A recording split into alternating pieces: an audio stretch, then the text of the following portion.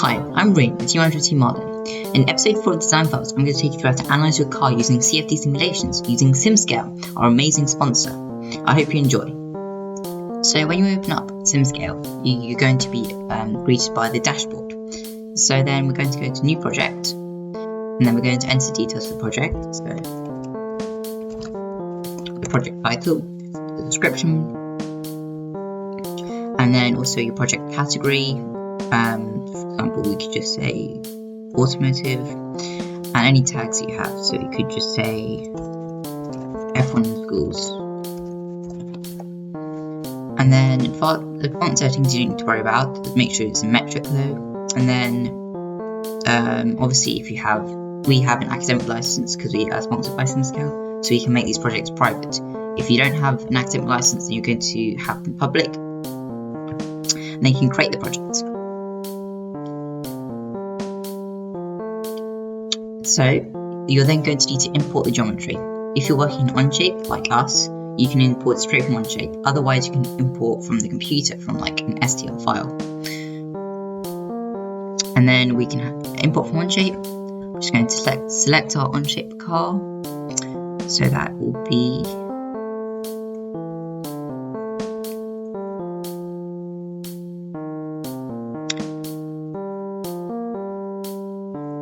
So I'm going to use video 6, which is from our dev class CAD tutorials, and I'm just going to make sure in the main, and then you can go to assembly, so the assembly that we made with the wheels. Then we're going to go to import, and it will import the geometry.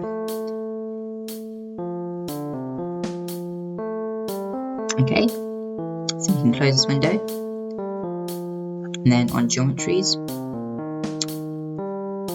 it will open up with our assembly. So the geometries library is where all our current geometries are, and the simulations is where our current simulation settings and also all our runs are. Over here we have details of the geometry, so we've got our assembly.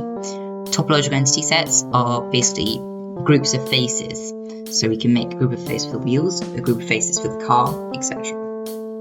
So firstly we need to create the flow simulation. So this is basically where the flow simulation is going to take place, and we're going to make that in the CAD mode. So in the CAD mode, just going to create a flow volume and external flow volume. So then I like working in millimeters, and then you're going to pick a seed face. I'm just going to pick this back face over here. So then we're just going to do the X for now, and we're going to leave the minimum as 0 millimeters. That will be in the center of the car. I'm just going to make this one 100, maybe 150. So look here from front view.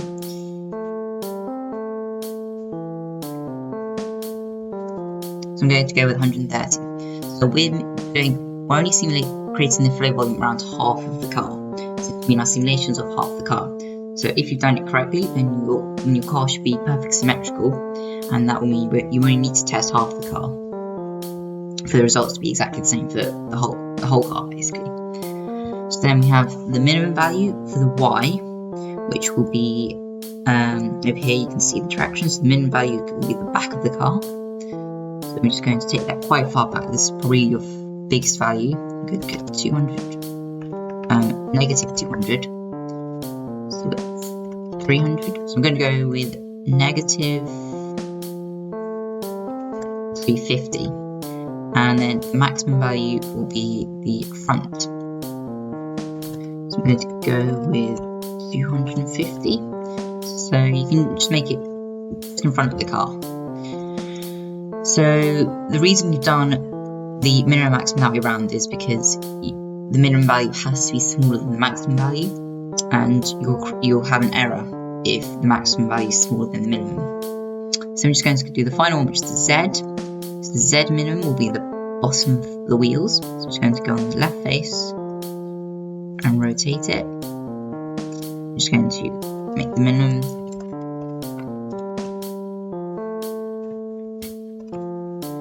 zoom in and just get it to the bottom of the car.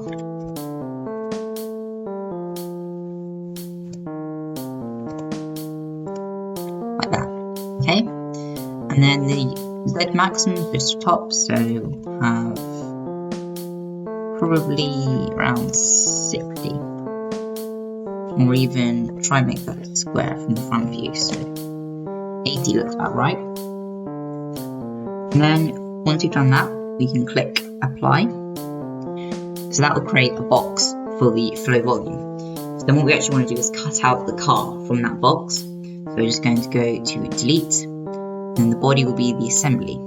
It's not the flow region but the assembly. You click apply, that will delete the car, and we're just left with the flow volume. So as you can see, we've got all the different entities. So you can see the nose cone over there, and the cockpit area, the back, and then if you're doing this properly, you probably put CO2 cartridge in there as well, and some axles. Okay, so then we can click export.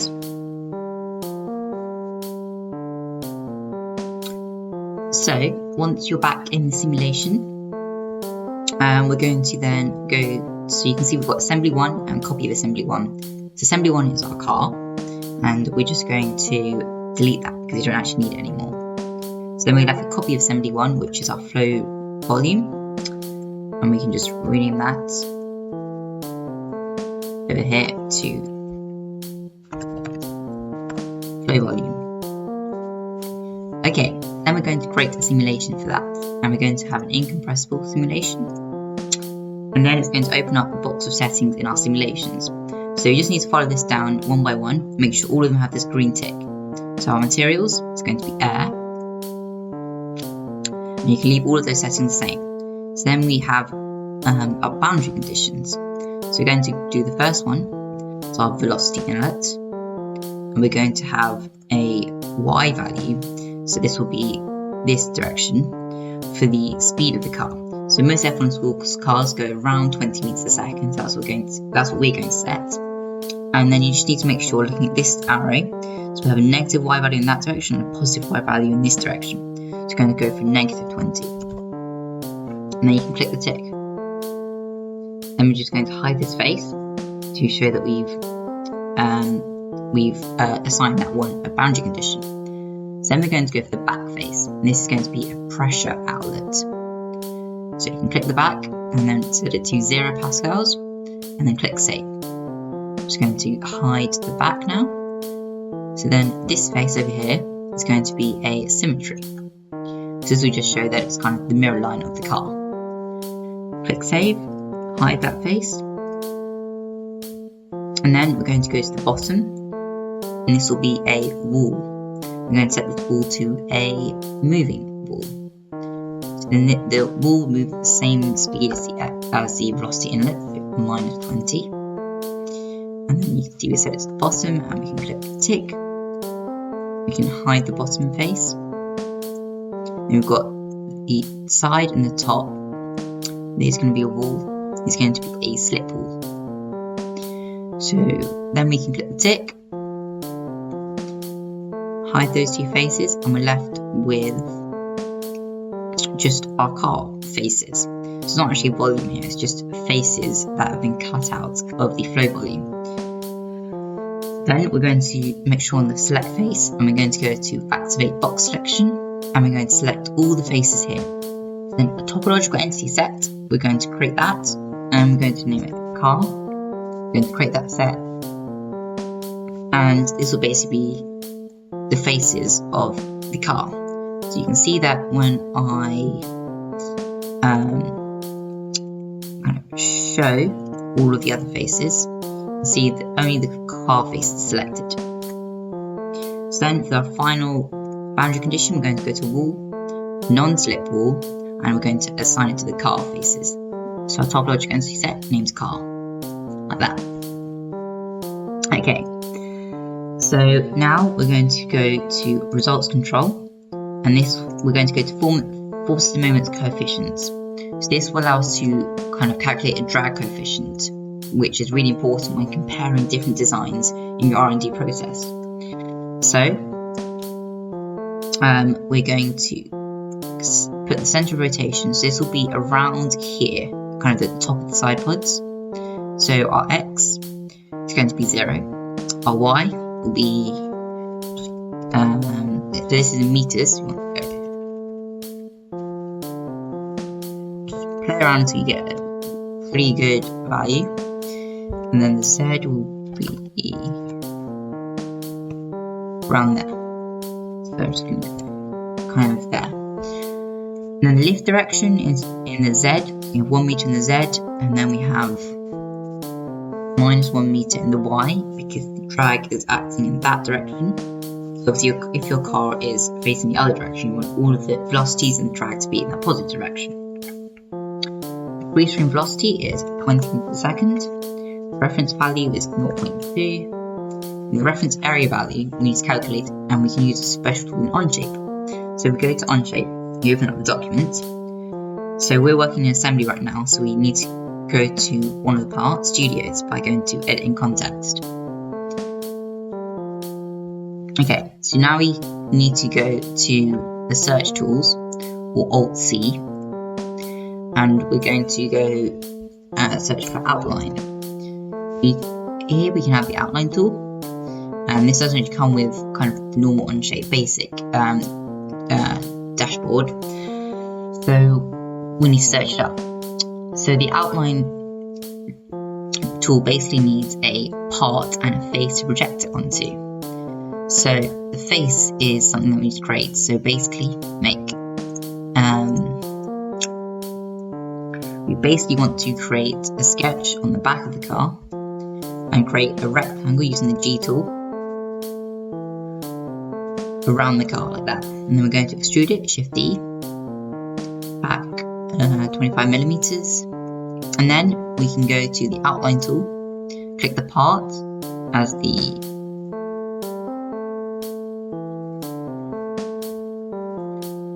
all the parts.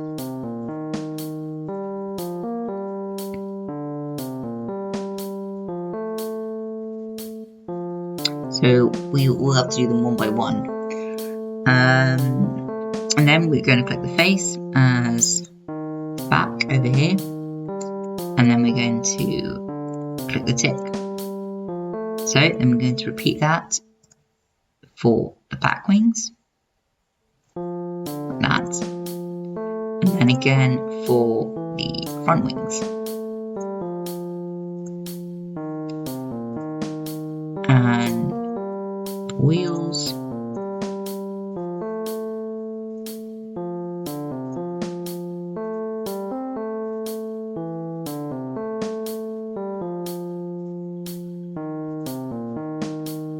And we have the final wheel.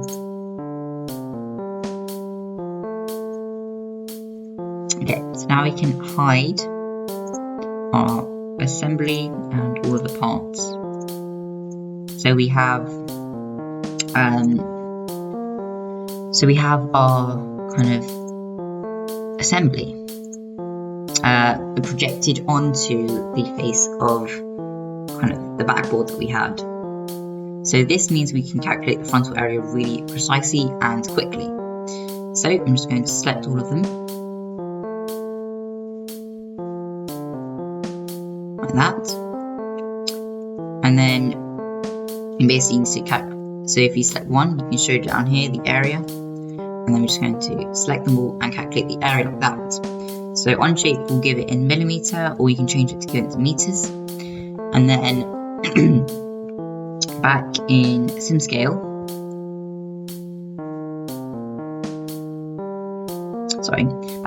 you need to input your reference area value, or the frontal area, in meters squared. So I'm just going to put that in really quickly. So I've got 9.712 E minus 4. So basically, millimeters squared, you have to divide it by 1,000 squared to get to the meter squared. And then you can leave the other two settings the same, and the assigned faces are the topological entity set of the car. You click the tick,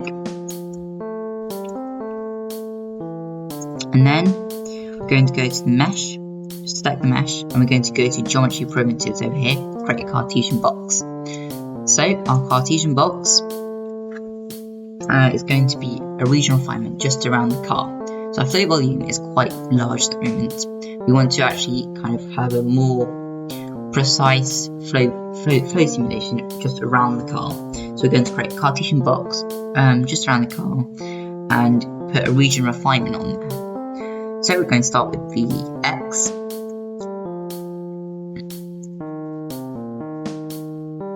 So just going to hide the front face now, so we can get an accurate value. So the minimum for the X will be 0, because that's what the kind of symmetry is at. The maximum will be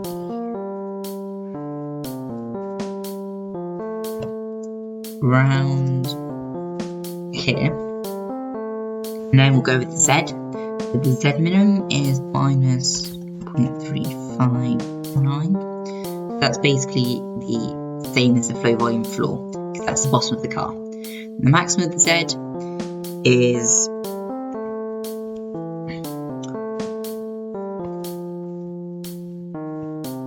around there. So probably add a little bit more. So you can just copy these measurements that you have to kind of put them relative to the size of your actual car. Then we're going to finish off with the Y. So you can see our car cut out over here. We're going to put the Y minimum, which is the back, to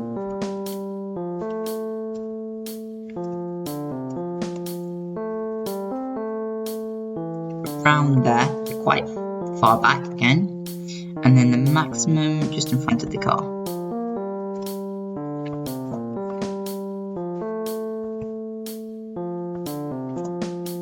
Like that. Okay, so we're going to click the tick, and we've got a Cartesian box. So then we're going to go to mesh, and then refinements just underneath, and make a region refinement. So I'm just going to set this to 0.01. And then the region, then we'll click the Cartesian box. Then click save. And then we need to go to the mesh, and we need to just put this to 6.5, which I found is a good kind of balance between coarse and fine. And then we're going to go to the advanced settings and change this to we're going to change small feature suppression to 1e minus 4. So basically, if your small feature suppression is too large, then you'll have some small details which aren't actually simulated. And if it's too small, it will take too long, and the mesh won't generate properly. So then we're going to click generate. And then this should take some time to kind of generate the mesh, and then afterwards we can just go straight to simulation runs, and then we can click the add, and then we can go to run 1, and or whatever you want to name it, and then click start. So then we've got our mesh and our simulation kind of running, so that simulation run will start computing as soon as the mesh is finished generating. So you can see that our simulation is now finished. So if we go to the mesh,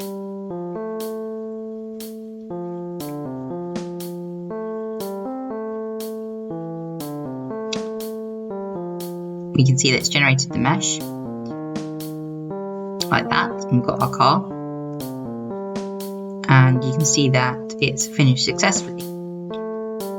As you can see all the details in the event log. So we've got an acceptable range, which is good.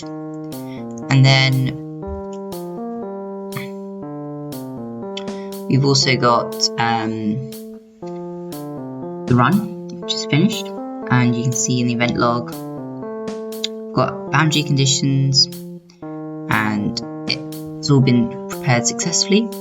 So then if we go to the solution field, this is where we're going to see the actual result of the simulation.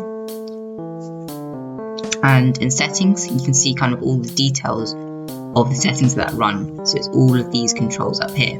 So if you have multiple runs, you can see the differences between the settings. Okay, So SimScale has automatically applied a cutting plane, so we're just going to delete that. Then we can see the full car. So I'm just going to hide these 3 faces over there, like that. So you can see kind of breakdown of the velocity of our car. So here it says velocity, and you can see the blue side of the scale has a slow velocity, the red side of the scale has fast velocity. So you can kind of edit this a bit, so because there's not much red, we can kind of make the scale more precise. And then you can see that obviously this car isn't the best, and then you can use this to either just have a look at where you need to improve a certain design or compare multiple variations of a design. So you can also go over here and look at pressure. So pressure will give you a rundown of kind of the high and low pressure areas on the actual car. So you can see that we've got very high pressure on the front of the wheels and the front of the nose cone especially. And also our back wing has a lot of high pressure at the front. So then you can also have a look at particle trace over here. So this will basically allow you, if you click in the front around here, allow you to kind of put air streams across the car, and you can play around with them. So you can pick the position, the number of seeds. So each one of these is a seed, so each stream.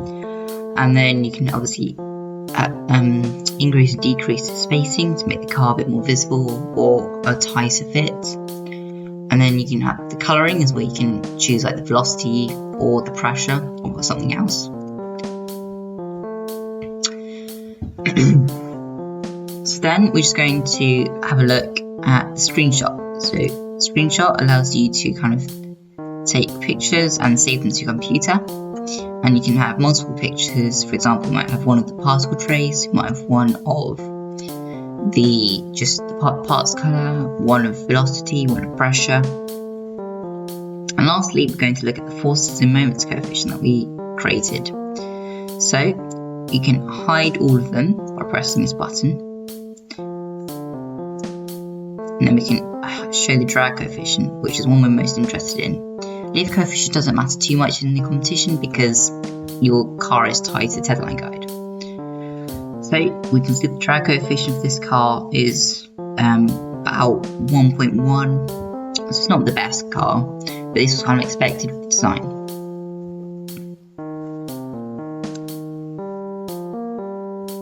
Thanks for watching. If you enjoyed the video and learned something, then remember to like the video and comment down below. And if you want to see more videos, then subscribe and ring the bell.